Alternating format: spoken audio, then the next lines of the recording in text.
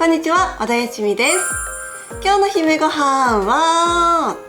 コーンインハンバーグを作っていきます。それでは作っていきましょう。それでは解説していきます。で、まず最初に玉ねぎ1/2個は細かくみじん切りにしていきます。で、ちなみに今回のレシピは2人分で作っていきます。で、玉ねぎのヘタの部分は最初は残しておいてあげて、で、ある程度みじん切りができてきたら切り落としてあげてください。で、玉ねぎのみじん切りができたら耐熱容器に入れてあげて、で、ふわっとねラップをしてあげて電子レンジで3分加熱してあげてください。で、ちなみにこれ結構器とかねラップ開けた時に熱くなってるのでやけどには注意してあげてください。で、ボウルにね合いびき肉とパン粉とあとパルメザンチーズ、あと玉ねぎはね粗熱が取れてからの方がより安全に調理ができます。で、塩コショウを混ぜてあげて、でよくね粘り気が出るまでこねてあげたらだいたい4等分ぐらいに分けてあげて、でちょっとね軽く平らにしてあげてお皿にのせてあげてください。で、コーンの缶詰はだいたい1/2缶ぐらい使っていくんですけど、コーンをねたっぷり山盛りにまず下の土台になる方にコーンをたっぷり乗せて、でもう1枚のひき肉でこうねよくコーンが漏れないように包んであげてください。はい。で、綺麗にね包めたら焼いていきます。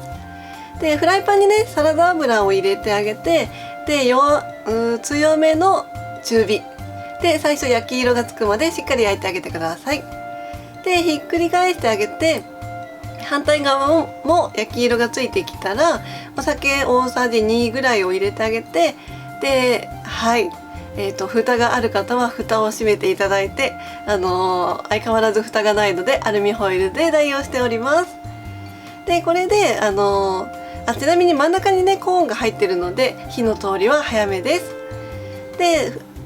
ハンバーグをね一旦取り出してあげて、でフライパンにある余分な油も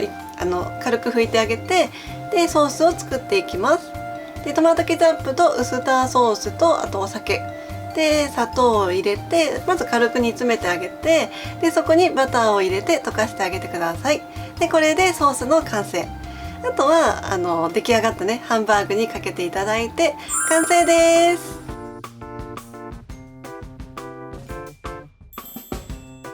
できました。では味見していきます。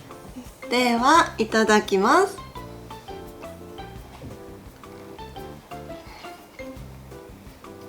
コーンの甘さとお肉のジューシーさと合わさってとっても美味しいと思います。結構ね見た目のインパクトもあるのでお子さんとかにもおすすめです。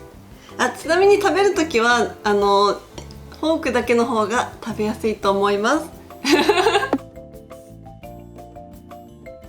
ぜひ作ってみてください。最後まで動画をご覧いただきましてありがとうございます。チャンネル登録よろしくお願いします。それではまたお会いしましょう。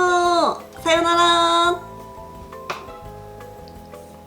これね真ん中にコーンが入ってるので結構火の通りとかも早いのでおすすめです